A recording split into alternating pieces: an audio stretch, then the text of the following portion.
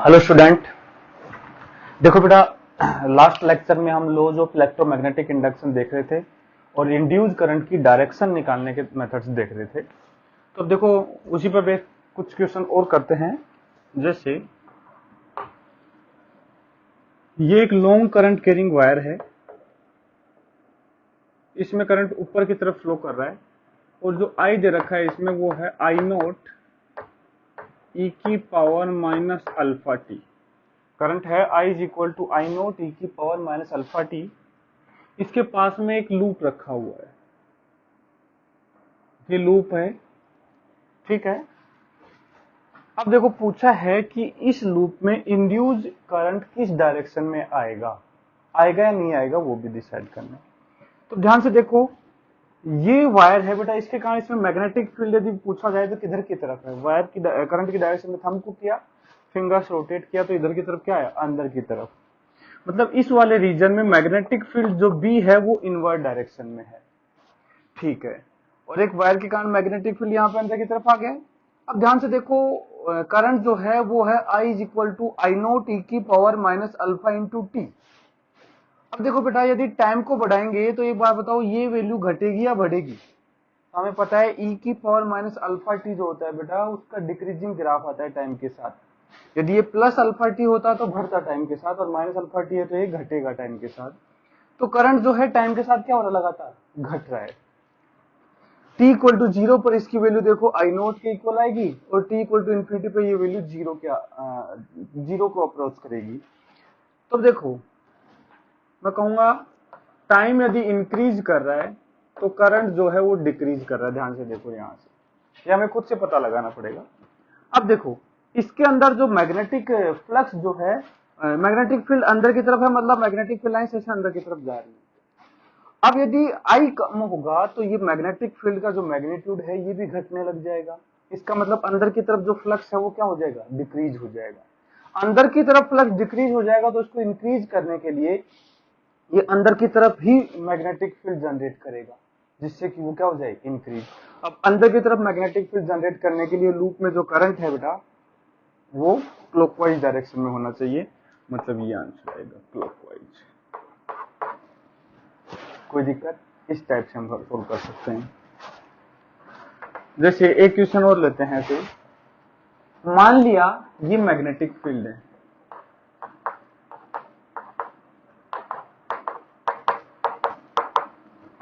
Invert direction में है, ये एक लूप है, ठीक है। ये लूप इधर v वेलोसिटी से चल रहा है, कांस्टेंट से। मैग्नेटिक फील्ड भी कांस्टेंट है। तो ये अभी ये लूप एंटर करना स्टार्ट करेगा, कुछ देर के बाद ये लूप कंप्लीटली अंदर आ जाएगा, फिर भी v वेलोसिटी से चलेगा। फिर कुछ देर के बाद ये लूप बाहर निकलना स्टार्ट हो जाएगा और फिर भी v वेलोसिटी से चल रहा है। तो ये लूप ऐसे मूव कर रहा है। तो तीन सिचुएशन आ गई। फर्स्ट, सेकंड जब ये कंप्लीटली अंदर है, थर्ड जब ये बाहर निकल रहा है, पहला जब वो अंदर एंटर कर रहा है। तीनों केस में इंड्यूस करंट किधर किधर आएगा वो बताना है हमें। तो देखो सिंपल सी बात है, जब ये इसके अंदर एंटर करना स्टार्ट करेगा, जब ये बाहर था तो वहां कोई मैग्नेटिक फील्ड नहीं थी। मैग्नेटिक फील्ड नहीं थी तो वहां उसके कारण कोई फ्लक्स नहीं था, मतलब जीरो फ्लक्स था। लेकिन जैसे ये इस मैग्नेटिक फील्ड में एंटर करेगा, अब इसके अंदर की तरफ मैग्नेटिक फ्लक्स आ जाएगा। अब मैग्नेटिक फ्लक्स जब इनवर्ट डायरेक्शन में है और जैसे ये ज्यादा एंटर करेगा, तो देखो जैसे एंटर करना स्टार्ट किया, जीरो से बढ़ना लगेगा फ्लक्स, और जब तक ये पूरा एंटर नहीं कर सकता तब तक फ्लक्स जो है वो लगातार क्या होता रहेगा, इंक्रीज होता रहेगा, क्योंकि इसका एरिया ज्यादा होता चला जाएगा।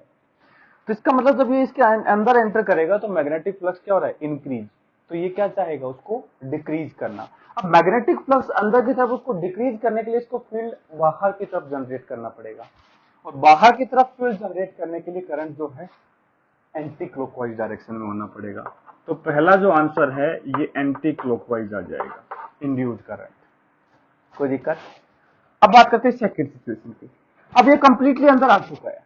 अब देखो क्या हो रहा है बेटा, जब ये कंप्लीटली अंदर है और इसके अंदर मूव कर रहा है, तो मुझे पता है कि जितना फ्लक्स इसके अंदर था वो कांस्टेंट होगा, क्योंकि पूरा के पूरे एरिया में फील्ड आ रही है। फील्ड जो है पूरे में यूनिफॉर्म है। इसका मतलब चाहे ये लूप यहाँ पे हो, यहाँ यहाँ यहाँ अंदर कहीं भी हो, इसका जो फ्लक्स है वो सेम रहने वाला है। जितना इधर से बाहर निकलेगा ये फील्ड लाइंस, इतनी इधर से ऐड होती चली जाएंगे, तो नेट जो फ्लक्स है वो चेंज नहीं होगा।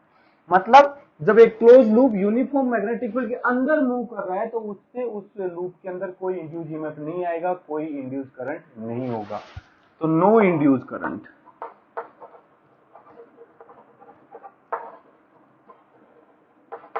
ठीक है, नेक्स्ट, अब ये बाहर निकलने लगा। तो देखो बेटा, जब ये अंदर था तो इसके अंदर फ्लक्स सेटअप हो चुका था, लेकिन जैसे ये बाहर निकलने लगा तो यहाँ फील्ड नहीं है, तो फ्लक्स क्या हो गया, कम होने लग गया। अंदर की तरफ फील्ड है और फ्लक्स अंदर की तरफ है तो वो कम हो रहा है, तो उसको बढ़ाने की कोशिश करेगा। अब अंदर की तरफ फ्लक्स बढ़ाने के लिए फील्ड इसका भी किधर होना चाहिए, इनवर्ट डायरेक्शन में, और वो तब आएगा जब क्लॉकवाइज करंट फ्लो करेगा। तो इस बार जो आंसर आएगा वो क्लॉकवाइज आ जाएगा। तो पहले एंटी क्लॉकवाइज, फिर कोई करंट नहीं आएगा, रुक जाएगा जब तक ये बाहर नहीं निकलने लगे, तो जब ये बाहर निकलना स्टार्ट करेगा तो वो वापस से कैसा आ जाएगा, क्लॉकवाइज हो जाएगा। और देखो ऐसे भी हो सकता है जैसे ये मैग्नेटिक फील्ड है,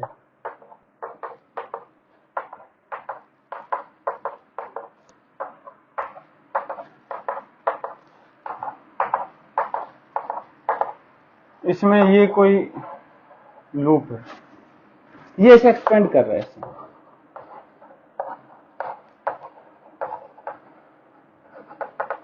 एक्सपेंडिंग कर हो रहा है, बढ़ता जा रहा है इसका एरिया, तो करंट किधर होगा। तो ध्यान से देखो, जब ये एक्सपेंड करेगा तो इसका जो फ्लक्स है अंदर की तरफ बढ़ना स्टार्ट हो जाएगा, तो ये घटाने की कोशिश करेगा, तो फील्ड बाहर की तरफ आना चाहिए, और बाहर के लिए क्या है, एंटी क्लॉकवाइज। तो आंसर आ जाएगा एंटी क्लॉकवाइज। ठीक है, ये सिंपल हम लेंज लॉ का एप्लीकेशन देख रहे हैं बेसिकली, कि हमेशा मैग्नेटिक फ्लक्स की चेंज का अपोज करेगा इंड्यूस करंट। कोई दिक्कत बेटा इसमें, नोट कर लो। अब देखो फैराडेज लॉ को यूज करके इंड्यूस ईएमएफ की मैग्नीट्यूड के बारे में भी बातें करेंगे, अभी तक सिर्फ हमने डायरेक्शन की बातें की। तो जल्दी से इसको नोट करो बेटा, स्क्रीन को पॉज करके, फिर आगे कंटिन्यू करते हैं। लिख लिया होगा बेटा,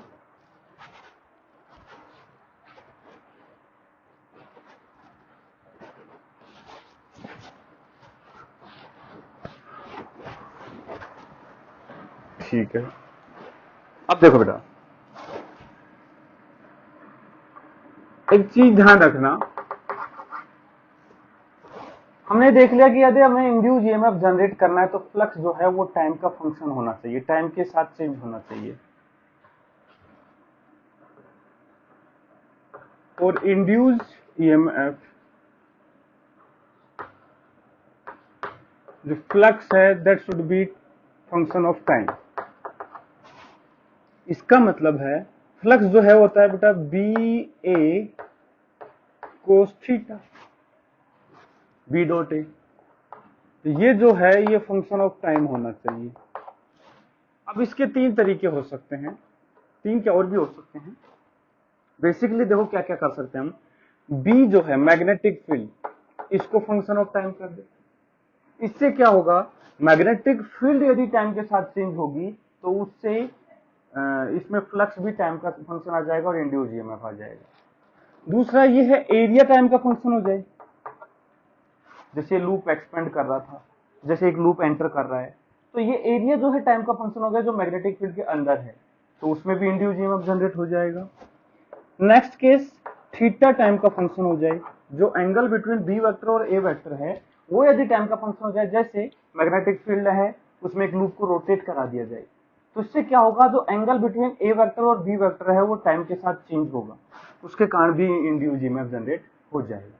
तो ये कुछ मेथड्स हैं जिसमें ये कुछ टाइप के क्वेश्चन बना सकता है, वो बी को चेंज करके दे सकता है, ए को चेंज करके दे सकता है, थीटा को चेंज करके दे सकता है, और पूछ लेगा इंड्यूस ईएमएफ कितना होगा। तो देखो वन बाय वन अपन तीनों मेथड ये कर लेते हैं कि एक बार बी को चेंज करके देखते हैं, एक बार ए को चेंज करके देखेंगे, एक बार थीटा को चेंज करके देखेंगे। ठीक है, चलो एक क्वेश्चन करते हैं। जैसे बेटा ये मैग्नेटिक फील्ड है अंदर की तरफ,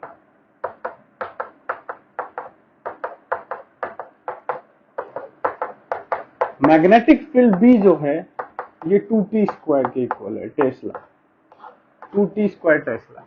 स्मॉल टी टाइम है, कैपिटल टी टेस्ला है बेटा, यूनिट है इसकी। मतलब देखो ये टाइम का फंक्शन है, मैग्नेटिक फील्ड टाइम के साथ बढ़ रही है, ठीक है, अंदर की तरफ मैग्नेटिक फील्ड है, इसमें एक सर्कुलर लूप रखा हुआ है। क्या रखा हुआ है? एक सर्कुलर लूप रख दिया हमने, ठीक है। इस सर्कुलर लूप की जो रेडियस है ये 2 मीटर है, 2 मीटर रेडियस का सर्कुलर लूप है। अब देखो पूछा ये है, इसका ये दे रखा हमें, इसका रेजिस्टेंस जो है वो है, इस रेडियस को मैं ऐसे लिखता हूं small r is equal to 2 metre. Radius को मैं स्मॉल r से रिप्रेजेंट करूंगा और रेजिस्टेंस को मैं कैपिटल R से रिप्रेजेंट करूंगा 5 ओम। तो पहला क्वेश्चन पूछा है find induced EMF at t equal to 2 second. 2 second पे इंड्यूस्ड ईएमएफ पूछा है, तो बताओ क्या करेंगे? हम कहेंगे बेटा ये जो लूप है इसका फ्लक्स निकाल लेते हैं। तो देखो फ्लक्स जो है that will be equal to B है 2t square into area pi are square into cos theta angle between B vector and A vector. ध्यान से देखो बी वेक्टर प्लेन के परपेंडिकुलर, एरिया ये प्लेन जो है बेटा इसका लूप का इससे है तो इसका एरिया भी इसके परपेंडिकुलर आएगा। तो बी वेक्टर और ए वेक्टर में एंगल क्या हो गया? 0 डिग्री, ये बन जाएगा कोस 0 डिग्री। तो फ्लक्स आ जाएगा अपने पास, आर को रख देंगे बेटा 2 मीटर, तो 4 ये हो जाएगा और 2 8 पाई इंटू टी स्क्वायर। अभी टाइम मत रख देना, यदि तुमने अभी इसमें टाइम रख दिया तो बेटा एक कांस्टेंट वैल्यू आ जाएगी जो कि गलत है। हमें टाइम का फंक्शन बना लेना है फ्लक्स को पहले। तो फाइव इक्वल टू आ गया 8 पाई टी स्क्वायर। अब हम कहेंगे इंड्यूस ईएमएफ जो है इसका मैग्नीट्यूड की बात करें तो वो होगा d phi by D t, सिर्फ हमें मैग्नीट्यूड से मतलब है। तो d phi by D t आ गया, तो d phi by D t हो जाएगा बेटा 16 पाई टी। तो at T equal to 2 second यदि बात करें तो इंड्यूस ईएमएफ हमारे पास आ जाएगा 32 पाई वोल्ट, 32 पाई वोल्ट, इतना इंड्यूस ईएमएफ आ जाएगा हमारे पास। इसमें कोई दिक्कत बेटा? देखो सिंपल है, कुछ नहीं किया हमने, पहले फ्लक्स को टाइम के फंक्शन में लिख लो, उसको डिफरेंशिएट करो, फिर उसमें टाइम की वैल्यू रखो। यदि पहले फ्लक्स में टाइम रख दोगे तो बेटा डिफरेंशिएशन से उसकी वैल्यू हमेशा 0 आ जाएगी, जो कि गलत मेथड है। कोई दिक्कत इसमें? इंड्यूस ईएमएफ आ गया 32 पाई वोल्ट के इक्वल। यदि हम बात करें कि ये कैसे बनेगा, ये किस टाइप का इंड्यूस ईएमएफ किस डायरेक्शन में आएगा, तो उसकी बात करते हैं। एक बात बताओ, यदि अंदर की तरफ फ्लक्स बढ़ रहा है तो ये क्या करने की कोशिश करेगा? इस फ्लक्स को घटाने की कोशिश करेगा। अंदर की तरफ फ्लक्स घटाने के लिए इसको अपनी मैग्नेटिक फील्ड जो है इसके अपोजिट डायरेक्शन में लानी पड़ेगी, मतलब आउटवर्ड डायरेक्शन में लानी पड़ेगी। और आउटवर्ड में मैग्नेटिक फील्ड के लिए इसमें करंट जो है एंटी क्लॉकवाइज डायरेक्शन में फ्लो करना चाहिए, जो हम लेंज लॉ से निकाल सकते हैं। अब एंटी क्लॉकवाइज में जब यदि करंट फ्लो कर रहा है तो देखो पक्का है इंड्यूस में कुछ ऐसा होगा, ये जो लूप है कुछ ऐसा बन जाएगा। ये लूप था, इसमें एक बैटरी बन जाएगी इस टाइप से ऐसे,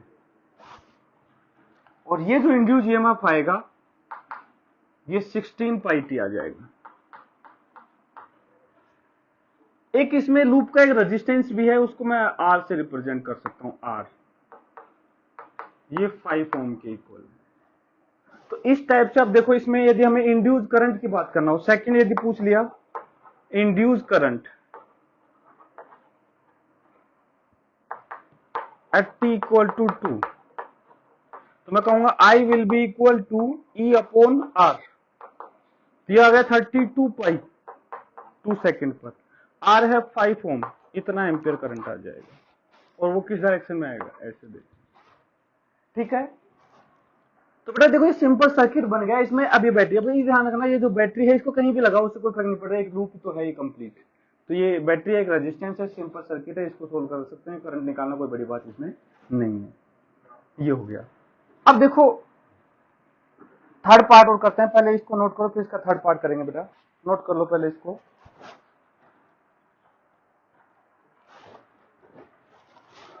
लिख लिया होगा बेटा। अब देखो मैं इसको मिटा देता हूं।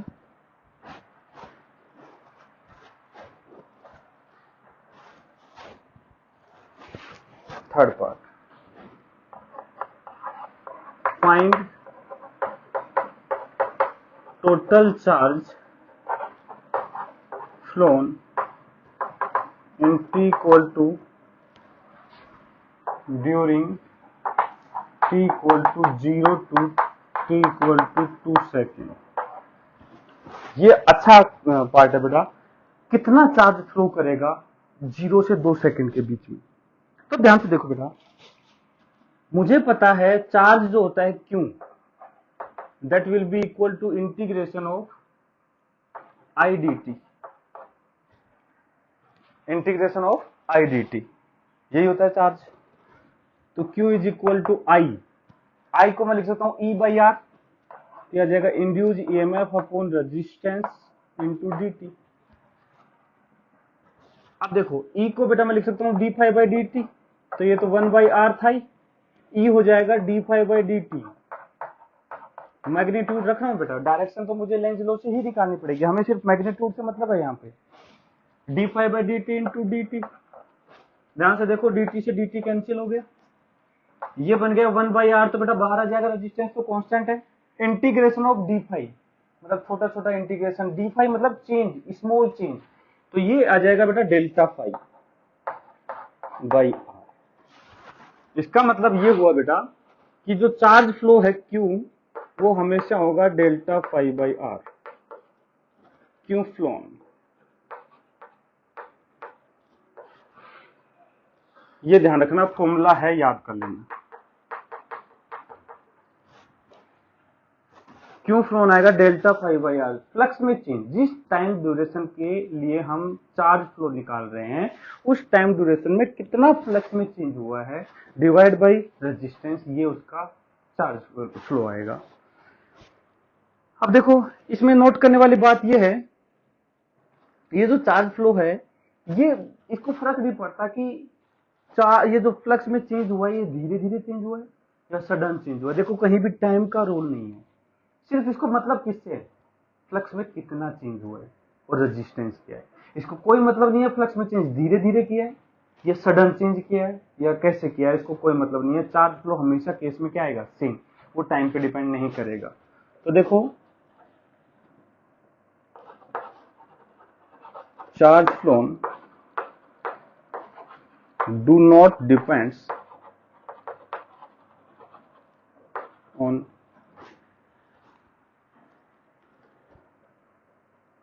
time taken in changing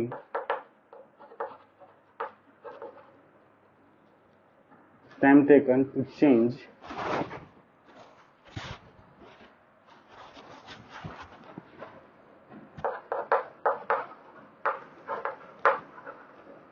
flux. ये ऑब्जर्व करने के बाद मतलब इसको कोई फर्क नहीं पड़ता कि ये जो फ्लक्स में चेंज हुआ है ये धीरे धीरे चेंज हुआ है या सडन चेंज हुआ है, बस सिर्फ इतना मतलब है कितना चेंज हुआ है। जैसे मैं यदि यहाँ बात करूं तो क्यू फ्लो निकालने की यदि कोशिश करें तो ये आएगा phi at T equal to 2 minus 5 at T equal to 0 divide by are.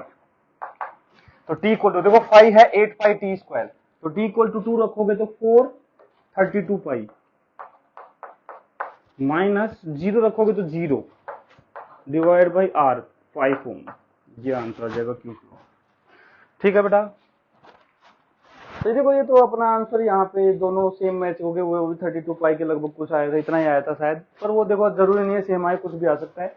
हमें फ्लक्स में चेंज निकालना है, सिर्फ उसमें कितना टाइम लगा है उससे कोई मतलब नहीं है। ठीक है, इसको नोट कर लो, फिर आगे कंटिन्यू करेंगे हम। स्क्रीन को पॉज करके बेटा इसको कंप्लीट नोट करो, पहले लिख लिया होगा।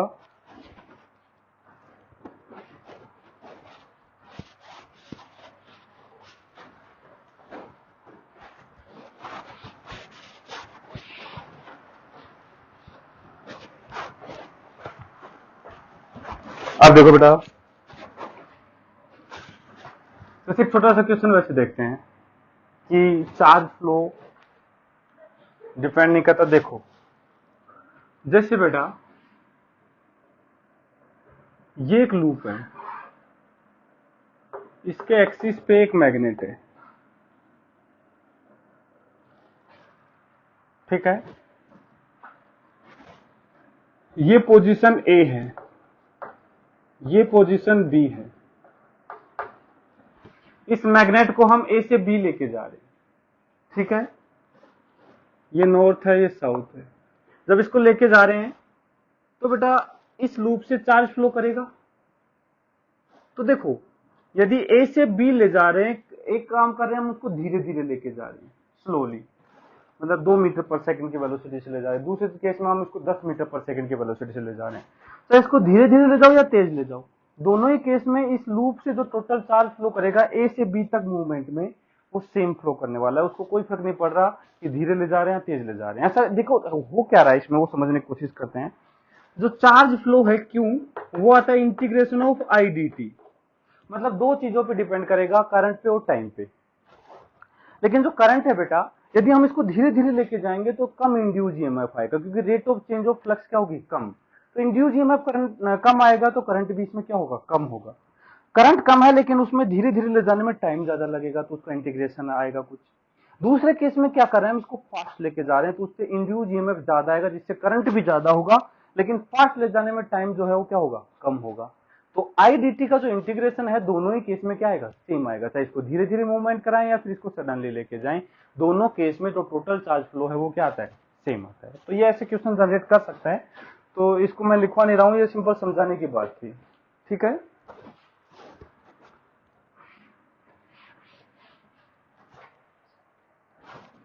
चलो क्वेश्चन करते हैं एक। देखो पहला मेथड हमने देख लिया कि बी टाइम का फंक्शन हो, तो दूसरा आप देखते हैं कि एरिया यदि टाइम के साथ चेंज हो रहा है तो कितना इंड्यूस ईएमएफ आएगा, कैसे निकालेंगे उसकी बात करते हैं। जैसे बेटा ये मैग्नेटिक फील्ड है,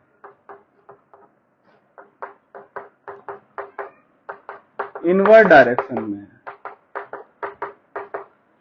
इसमें एक सर्कुलर लूप है, ठीक है, इसकी जो रेडियस है वो स्मॉल आर है, बी यहां कांस्टेंट है 2 टेस्ला है। Given that rate of change of radius D R by D T, ये दे रखा है 2 सेंटीमीटर पर सेकेंड, 2 सेंटीमीटर पर सेकेंड, मतलब ये एक्सपेंड कर रहा है बेटा, इससे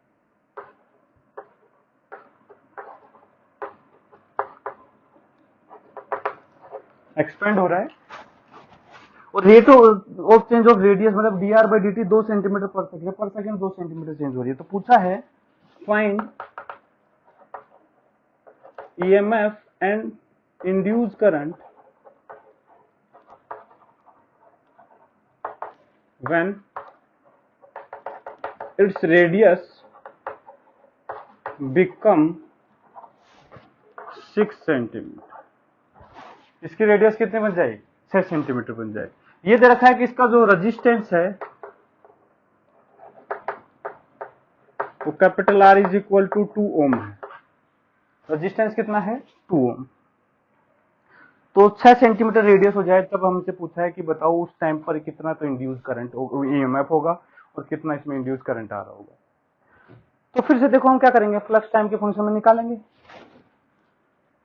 अब देखो rate of change of radius, आप फ्लक्स निकालेंगे पहले, तो फ्लक्स फाई वो होगा बी इंटू एरिया आएगा पाई आर स्क्वायर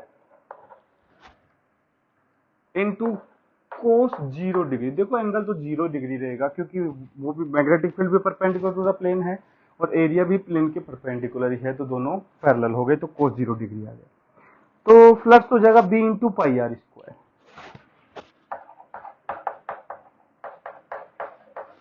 अब तुमको सर कहीं टाइम तो आया ही नहीं, लेकिन ध्यान से देखो यहाँ बी कांस्टेंट है, पाई कांस्टेंट है, लेकिन आर कांस्टेंट नहीं है, आर टाइम के साथ चेंज है। तो हमें इसका टाइम के साथ डिफरेंशिएशन करना पड़ेगा जिससे इंड्यूस ईएमएफ आ जाए। तो इंड्यूस ईएमएफ जो है दैट उसका जो मैग्नीट्यूड है बेटा, हमें मैग्नीट्यूड से मतलब है, तो D phi by D T मतलब इसको टाइम के रेस्पेक्ट में डिफरेंशिएट करना है, मतलब D by D T of B into pi are square. ये डिफरेंशिएशन बेटा सभी को करना आना चाहिए। देखो बी और पाई कांस्टेंट है, बाहर आ जाएंगे। अब बच गया बेटा आर स्क्वायर का डिफरेंशिएशन टी के रेस्पेक्ट में। यदि आर स्क्वायर का डिफरेंशिएशन आर के रेस्पेक्ट में पूछा जाए तो 2r होगा, पावर नीचे आ जाएगी, एक पावर कम हो जाएगा ऐसे। लेकिन टाइम के रेस्पेक्ट में पूछा है बेटा, तो मैंने बताया था कि पहले ऐसे केस में चेन रूल लगाते हैं, पहले आर स्क्वायर का डिफरेंशिएशन आर के रेस्पेक्ट में कर देते हैं, फिर आर का टी के रेस्पेक्ट में करते हैं। तो देखो ये हो जाएगा आर स्क्वायर का डिफरेंशिएशन 2r, अब आर का टी के रेस्पेक्ट में मतलब dr बाई dt, ये ध्यान रखना होगा, ठीक है। आर स्क्वायर लिख देंगे, आर स्क्वायर का केवल 2r लिख देंगे तो गलत हो जाएगा, वो आर के रेस्पेक्ट में, फिर हमें आर का टी के रेस्पेक्ट में मल्टीप्लाई करना ही पड़ेगा चेन रूल के अकॉर्डिंग। तो इंड्यूस ईएमएफ हमारे पास आ जाएगा, बी है 2 tesla into pi into 2 into R हो जाएगा 6 सेंटीमीटर, मतलब 0.06 into D are by D T हमें दे रखा है 0.02, यहां से ऐसा यूनिट वोल्ट में आ जाएगा ये, ठीक है। मेरे ख्याल से सभी को समझ में आएगा। कुछ नहीं है कि हमने सिर्फ वैल्यू पुट की है, रेडियस को 6 सेंटीमीटर, उसको मीटर में बदला तो 0.06, और वो है 2 सेंटीमीटर पर सेकंड, तो उसको बदला हमने 0.02 मीटर पर सेकंड। यदि करंट की बात कर रहा होता तो इंड्यूस ईएमएफ को आर से डिवाइड कर देंगे, ये करंट आ जाएगा, निकाल सकते हैं, कोई बड़ी बात नहीं है, ठीक है बेटा। तो ये सेकंड केस हो गया जब एरिया टाइम के साथ चेंज हो रहा हो। नोट कर लो इसको,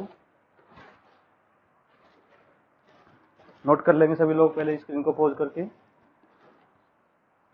लिख लिया होगा बेटा।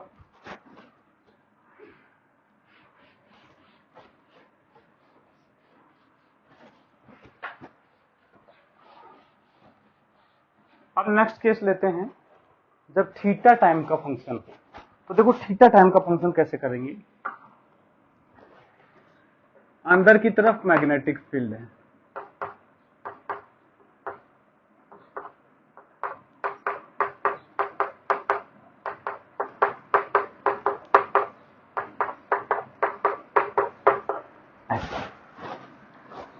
और ये एक लूप है,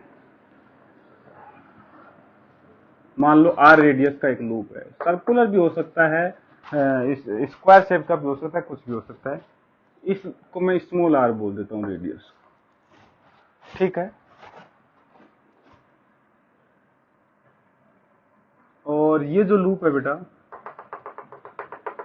ये ऐसे रोटेट कर रहा है ओमेगा एंगुलर वेलोसिटी से, ओमेगा एंगुलर वेलोसिटी से रोटेट कर रहा है, मैग्नेटिक फील्ड बी है, ठीक है। एक काम करते हैं, रेडियस ना देने की बजाय हम कहते हैं इस लूप का जो एरिया है वो ए है, टोटल एरिया क्या है, ए।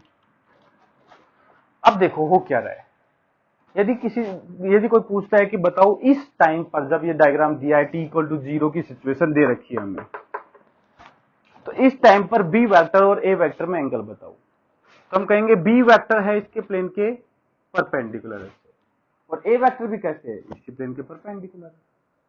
तो दोनों केस में एंगल जो है वो क्या गया, 0 डिग्री। अब ये ऐसे रोटेट कर रहा है। अब देखो बेटा, जब ये रोटेट करेगा तो टी टाइम में ये प्लेन कितने से रोटेट कर जाएगा, मुझे पता है एंगुलर वेलोसिटी ओमेगा से रोटेट कर रहा है, तो टी टाइम में ये ओमेगा टी से रोटेट कर जाएगा। तो उस टाइम पर after T time angle between B vector और ए वेक्टर क्या हो जाएगा, जब देखो पहले दोनों पैरेलल थे ऐसे, इस टाइप से। अब बी तो कहीं चेंज नहीं हो रहा है, लेकिन ये जो एरिया वेक्टर है रोटेट करेगा इस लूप के साथ साथ, क्योंकि ये लूप रोटेट करेगा। तो टी टाइम में ओमेगा टी से रोटेट हो जाएगा, तो दोनों में एंगल क्या आ जाएगा, ओमेगा टी। तो मैं कहूंगा at T equal to T, B vector तो देखो ऐसे है प्लेन के परपेंडिकुलर, लेकिन लूप जो है कुछ ऐसा हो जाएगा, देखो मैग्नेटिक फील्ड ऐसे है,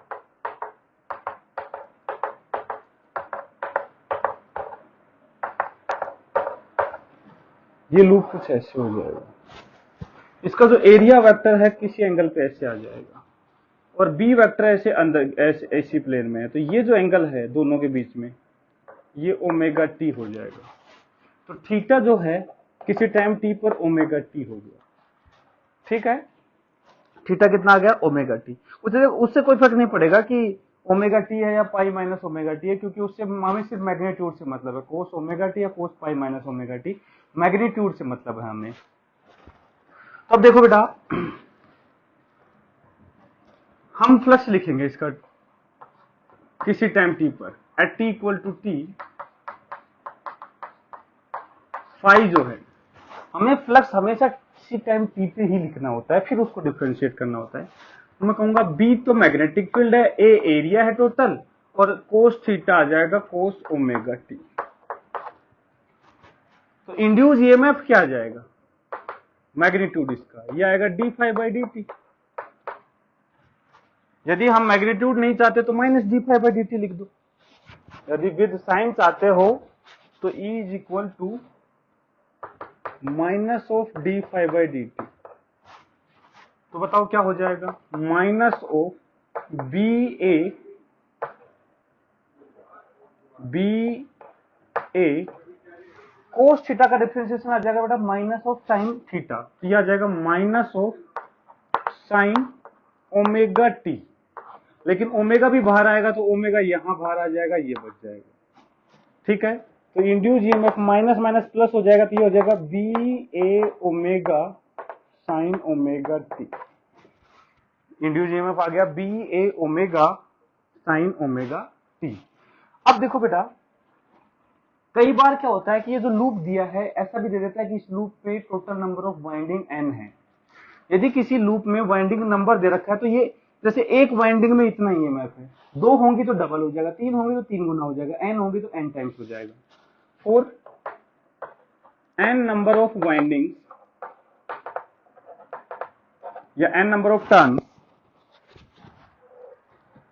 n नंबर ऑफ टर्न, मैं कहूंगा इंड्यूस ईएमएफ जो आएगा वो हो जाएगा B A omega N sine of omega T, और जो करंट आएगा इसको आर से डिवाइड कर दो, B A omega N upon R sine omega T. तो यहां से देखो एक चीज ऑब्जर्व की, ई मैक्सिमम जो वैल्यू होगी इंड्यूस ईएमएफ की वो आ जाएगा B A omega N, maximum induce EMF आएगा बी ए ओमेगा एन। तो इसका ग्राफ बना लेते हैं बेटा। ये जो इंड्यूस ईएमएफ है ये साइनसॉइडल फंक्शन आएगा कुछ ऐसे, जिसकी ये जो मैक्सिमम वैल्यू है ये आएगी बी ए ओमेगा एन, और इसकी ये साइनसॉइडल फंक्शन आ जाएगा। ऐसे ही आई का आएगा, ये बी ई था टी के साथ, यदि आई निकालेंगे तो ये भी ऐसा ही फंक्शन आएगा, ये हो जाएगा B A omega N upon R, ये आई का टी के साथ फंक्शन हो जाएगा। बेटा आगे हम पढ़ेंगे नेक्स्ट चैप्टर में, वैसे पता होगा तुम्हें बेसिकली ये जो ईएमएफ, ये जो वोल्टेज है और ये जो करंट है, ये एसी वोल्टेज और एसी करंट है। ध्यान से देखो, एसी करंट उसको बोलते हैं जो टाइम के साथ अपनी डायरेक्शन बदले। तो देखो ये कभी पॉजिटिव है कभी निगेटिव, मतलब कभी इस लूप में क्लॉकवाइज करंट फ्लो करेगा तो कभी इसमें एंटी क्लॉकवाइज फ्लो करेगा। तो ये जो है एसी करंट है। इसीलिए बेटा जो ये जो चीज है ये एसी जनरेटर है।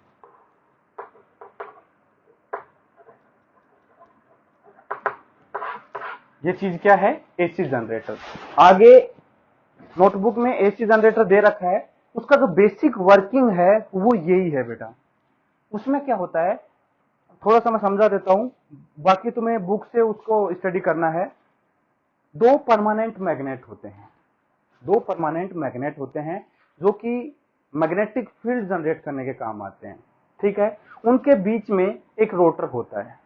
रोटर कुछ नहीं बेटा, एक कॉइल होती है जो रोटेट करती है।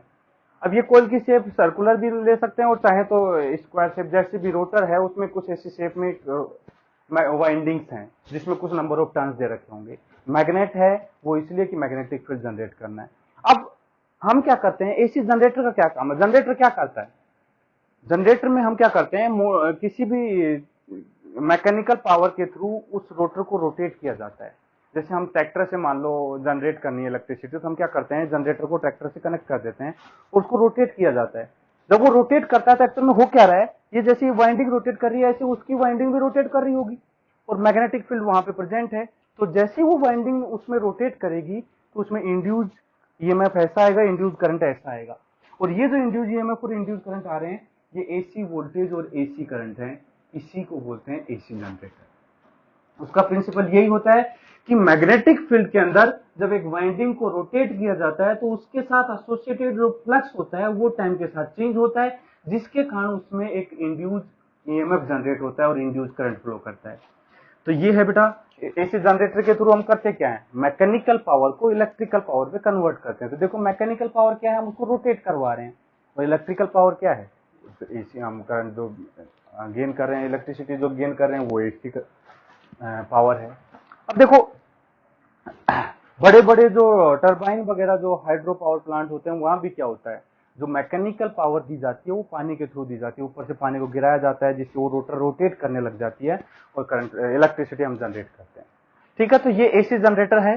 एक बार इसका जो कंस्ट्रक्शन है वहां से पढ़ लेना, जिसमें सब कुछ बताएगा कि मैग्नेट है, उसका डायग्राम है, ये बोर्ड के लिए काम में आता है, तो वो तुम्हें बुक से पढ़ लेना है। बाकी जो उसका मेन प्रिंसिपल है वो यही है, मैक्सिमम जो इंड्यूस ईएमएफ आएगा वो बी ए ओमेगा एन के इक्वल आएगा, जहां बी मैग्नेटिक फील्ड है, ए उसका एरिया है, ओमेगा उसकी एंगुलर वेलोसिटी है, एन नंबर ऑफ टर्न है, ये भी याद रखना चाहिए।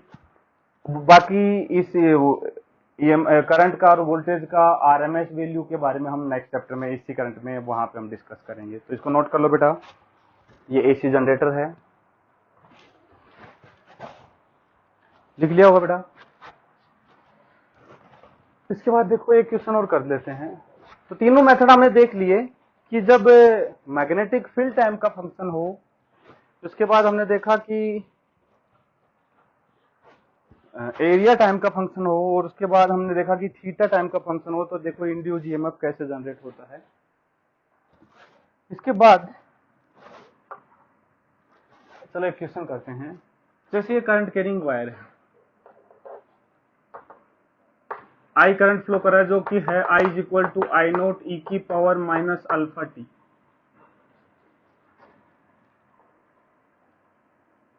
आई is equal to I naught ई की पावर माइनस अल्फा टी। इसके पास में यहाँ एक रेक्टेंगुलर शेप का लूप रखा है जो कि यहां से d डिस्टेंस पे है, l इसकी ये लेंथ है। ठीक है, पूछा है find induced EMF at t equal to t, किसी टाइम t पर इंड्यूस ईएमएफ पूछा है। तो देखो क्या करेंगे हम, ये करंट है बेटा, इसके कारण यहां अंदर की तरफ फ्लक्स आएगा। देखो फ्लक्स लिखना जरूरी है, हम देख रहे हैं हर क्वेश्चन में हमें मैग्नेटिक फ्लक्स लिखना प्राइमरी रिक्वायरमेंट है, और मैग्नेटिक फ्लक्स लिखना मैंने स्टार्टिंग में भी सिखा दिया था, क्वेश्चन करवाया था, ये क्वेश्चन भी करवाया था याद हो तो, कि करंट आई फ्लो कर रहा है तो इसमें मैग्नेटिक फ्लक्स क्या होगा। जल्दी से नोट कर लिख के बताओ कितना आएगा, कैसे निकाला था अपन ने स्क्वायर लूप के लिए, कैसे निकाला था बताओ जल्दी।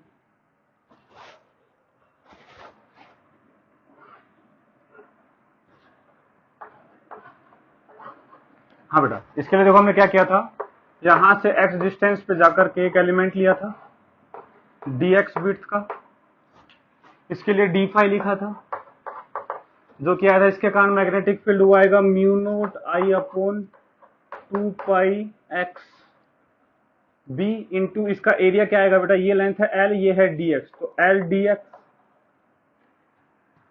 और दोनों में एंगल तो 0 डिग्री है, और दोनों तरफ से क्या कर दिया इंटीग्रेशन, तो फाई आ जाएगा mu naught I L upon 2 pi L N D plus L upon D. देखो लिमिट लगाया था x इक्वल टू डी से d प्लस एल तक, ये आया था।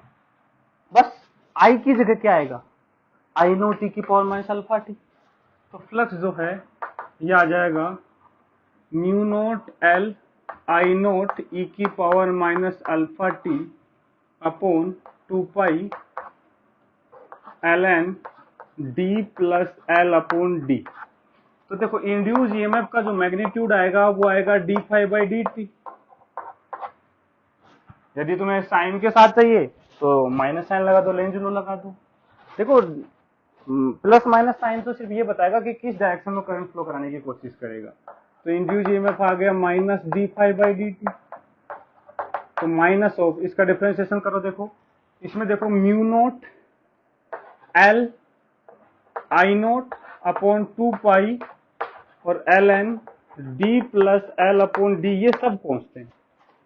टाइम का फंक्शन तो केवल e की पावर माइनस अल्फा टी है, तो इसको मल्टीप्लाई करो e की पावर माइनस अल्फा टी के डिफरेंशिएशन से, तो इसका डिफरेंशिएशन ये आ जाएगा e की power minus alpha T into alpha, वो भी माइनस साइन के साथ, माइनस को क्या कर देगा, प्लस कर देगा, तो ये हमारे पास क्या आ जाएगा, इंड्यूस ईएमएफ आ जाएगा। तो देखो सिंपल जो इसमें मेन जो काम है वो है फ्लक्स निकालना, उसके बाद तो डिफरेंशिएशन करना है, कुछ बड़ी बात नहीं है इंड्यूस। और यदि इसका रेजिस्टेंस दे रखा है तो इसको आर से डिवाइड कर देंगे तो करंट आ जाएगा। जल्दी से नोट करो, फिर और क्वेश्चन करते हैं बेटा। लिख लिया होगा?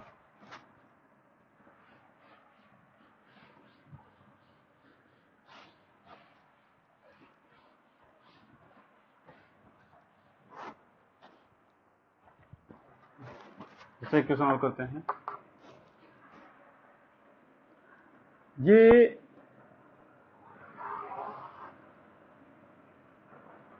एक सर्कुलर कॉइल है जिसमें आई करंट फ्लो कर रहा है, ये आई नोट ई की पावर माइनस अल्फा टी है। करंट जो है वापस से सेम है, I is equal to I naught ई की पावर माइनस अल्फा टी, ठीक है। यहां सेंटर पे एक छोटा सा लूप रखा है, इसके डायमेंशन एल एल है,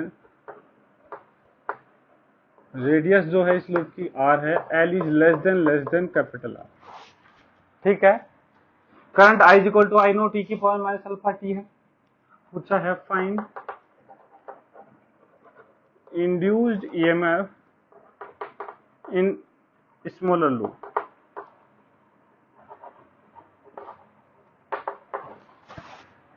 तो फिर से देखो वही कहानी है, फ्लक्स निकलना। फ्लक्स लिखते हैं, हम कहेंगे एल बहुत छोटा है, तो हमने देखो ये वाला क्वेश्चन हमने किया हुआ है पहले। मैग्नेटिक फील्ड इसकी लेंगे, वो आ जाएगी म्यू नोट, आई की जगह आएगा आई नोट ई की power minus alpha T, mu naught I upon 2r, number of turn दे रखे तो उनको मल्टीप्लाई में ले लेंगे, इंटू एरिया आएगा L square into cos of 0 degree. तो इंड्यूस ईएमएफ जो है वो आ जाएगा minus of D phi by D T. तो बताओ इंड्यूस ईएमएफ क्या आएगा, माइनस, देखो म्यू नोट कॉन्स्टेंट है, आई नोट कॉन्स्टेंट है, एल स्क्वायर कॉन्स्टेंट है अपॉन 2r, कोस 0 तो 1 हो ही गया, ई की पावर, इसको लिखेंगे ई की power minus alpha T into minus of alpha, minus minus plus हो जाएगा, ये आ जाएगा म्यू नोट आई नोट एल स्क्वायर अल्फा ई की power minus alpha T upon 2r, induce EMF हो जाएगा। तो देखो फ्लक्स निकालना हम पहले देख चुके हैं, तो इंड्यूस ईएमएफ निकालना तो उसको सिर्फ क्या करना है, डिफरेंशिएट करना है और कुछ नहीं। नोट कर लो। चलो एक क्वेश्चन और कर लेते हैं लास्ट, इसके बाद स्क्रीन को पॉज करके इसको कंप्लीट नोट करो बेटा। ठीक है, नोट कर लिया होगा।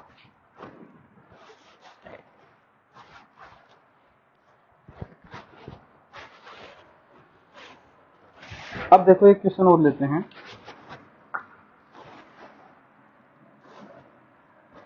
ये मैग्नेटिक फील्ड है,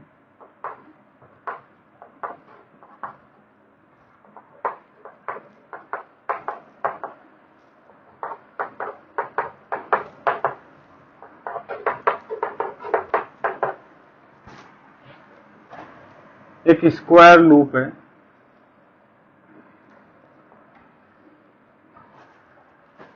ये डायमेंशन L है,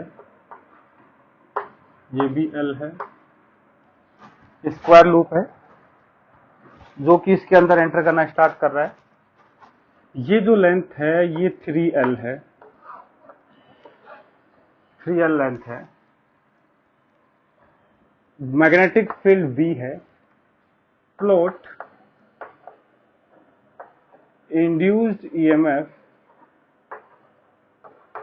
विद टाइम, मतलब जो इसमें इंड्यूस ईएमएफ आएगा वो टाइम के साथ क्या होगा, प्लॉट करना है। ये दे रखा है कि इसकी जो वेलोसिटी है वो v है, कांस्टेंट है। वेलोसिटी क्या है, कांस्टेंट। तो इसको प्लॉट करना है अपने को। तो अब देखो क्या होगा, इसके कुछ सिचुएशंस बनाते हैं। ये मैग्नेटिक फील्ड है,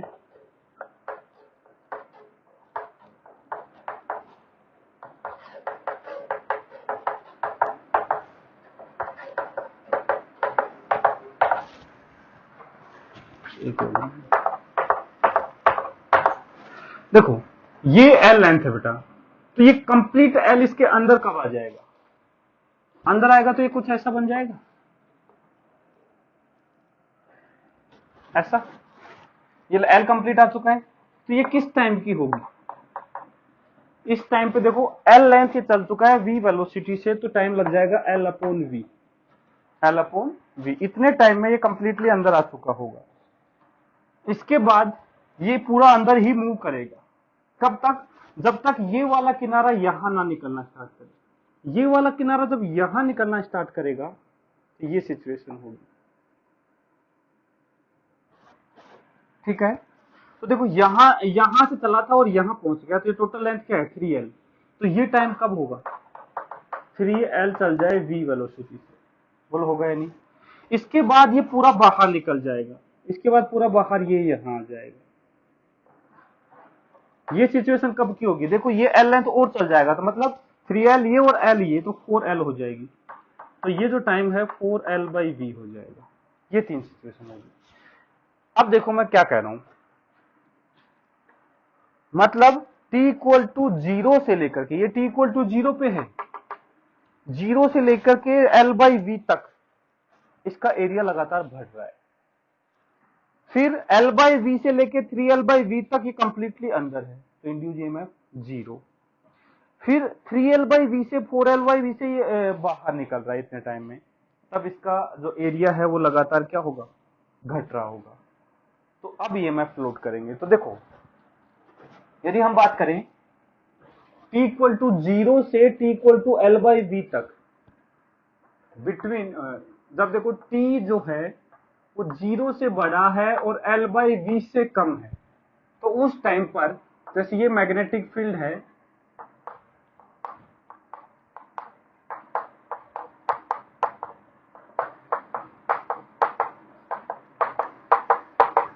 तो ये कुछ इसके अंदर आ चुका है और कुछ इसके बाहर होगा, ऐसे होगा। v वेलोसिटी से t टाइम में कितना अंदर आ चुका होगा, v इंटू टी। इस टाइम के दौरान ये पक्का ऐसे होगा और vt अंदर आ चुका है, ठीक है। तो इसका जो एरिया है इस टाइम पे अंदर, ये लेंथ तो l ही है बेटा, तो इसका जो फ्लक्स आएगा that will be equal to b into area. Area हो जाएगा जो अंदर, एरिया कौन सा लेते हैं, जो मैग्नेटिक फील्ड के अंदर है। तो l लेंथ ये है और vt ये के रेक्टेंगल बन जाएगा, तो ये एरिया हो जाएगा l into v into T. तो इंड्यूस ईएमएफ का जो मैग्नीट्यूड आएगा वो कितना आएगा, ये आएगा bl इंटू वी। कोई दिक्कत। फिर यदि बात करें t जब 0 से l/v से बड़ा है और 3l/v से छोटा है, मतलब इसके अंदर है, तो इस केस में इंड्यूस ईएमएफ जो है वो 0 होगा। फिर t जब 3l/v से बड़ा है और 4l/v से छोटा है, तो देखो कैसा होगा इंड्यूस ईएमएफ। यदि बात करें तो ये ऐसा कुछ होगा,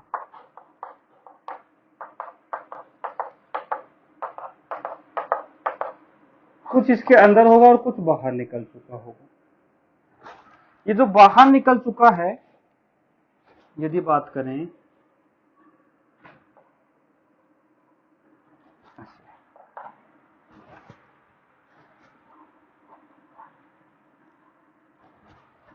देखो, ये जो लेंथ होगी ये कितनी होगी, ये लेंथ होगी देखो 3l/v टाइम में, तो जस्ट ये यहां था, और t टाइम में, टोटल t टाइम में ये डिस्टेंस चल चुका होगा v इंटू टी।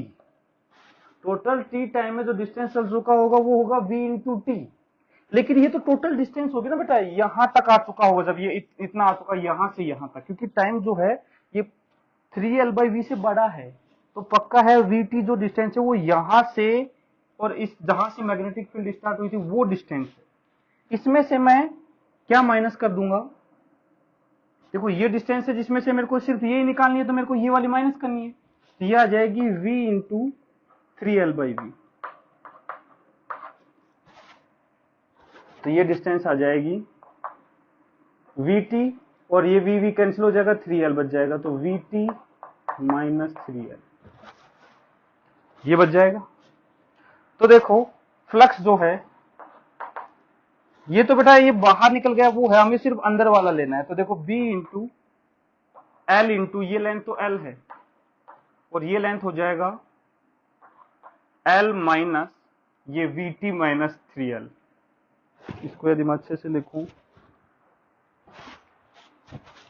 फाई जो है ये हो जाएगा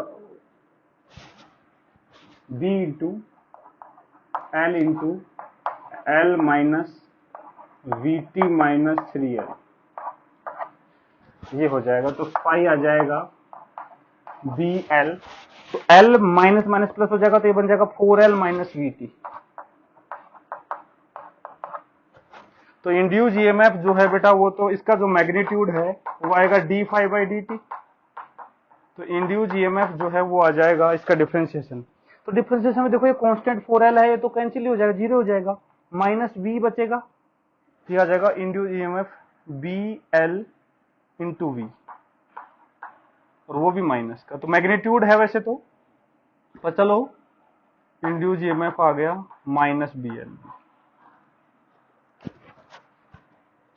देखो ये क्या किया मैंने, सिंपल सी बात है, जैसे मैंने कहा यहां से t इक्वल टू 0 से चलना स्टार्ट किया और वो अब कुछ बाहर और कुछ अंदर है, तो मैंने कहा t टाइम में ये टोटल डिस्टेंस जो होगी ये v इंटू टी हो जाएगी, ठीक है, जिसमें से मेरे को ये डिस्टेंस चाहिए तो इसके पीछे वाली माइनस करनी पड़ेगी जो कि ये है 3l।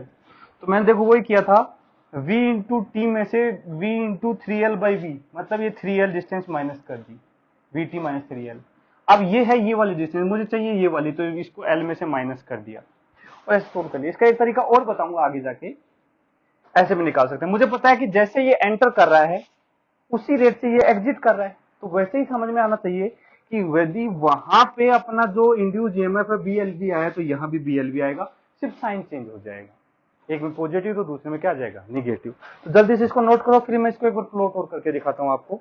नोट कर लो, फिर इसको प्लॉट करते हैं ग्राफ में। तो इधर वाला मिटा देता हूं बेटा,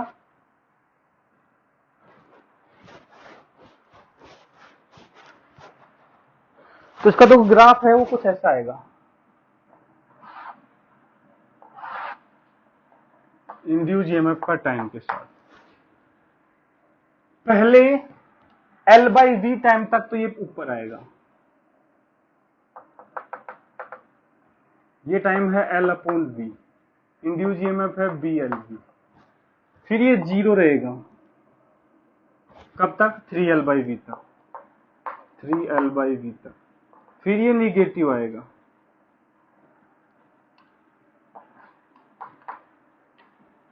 कब तक, 4l/v तक। तो ऐसा ग्राफ आएगा, पहले प्लस BLV और ये जो है माइनस BLV। तो ऐसा ग्राफ ईएमएफ का हो जाएगा, एंटर करेगा तब ईएमएफ जनरेट होगी और जब बाहर निकलेगा तब ईएमएफ इसके अपोजिट डायरेक्शन में जनरेट होगी। कोई दिक्कत बेटा इसमें? तो ये है बेटा देखो फैराडेज लॉज की एप्लीकेशन देखे हमने। अब नेक्स्ट क्लास में जो है हम पढ़ेंगे मोशनल ईएमएफ, जिसमें हम देखेंगे कि एक वायर को भी यदि मैग्नेटिक फील्ड में मूव करवाया जाए तो उसमें भी इंड्यूस ईएमएफ जनरेट हो जाता है। उसकी बात हम नेक्स्ट लेक्चर में करेंगे। ओके, इनकी अच्छे से प्रैक्टिस करो, नोट्स बनाओ, ठीक है, थैंक यू।